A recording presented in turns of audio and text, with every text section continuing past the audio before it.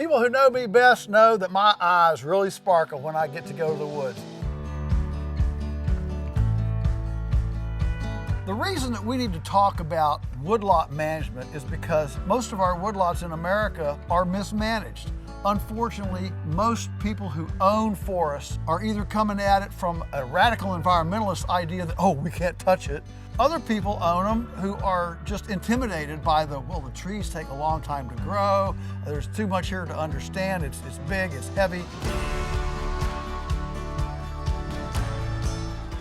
What we're looking for here is an ability to interact with that woodlot, interact with that forest. And yeah, we're going to participate in it because we want it to be healthier, we want it to be more productive, and if we can, along that way, put some money in our pockets, that's a good reason to steward the woodlot.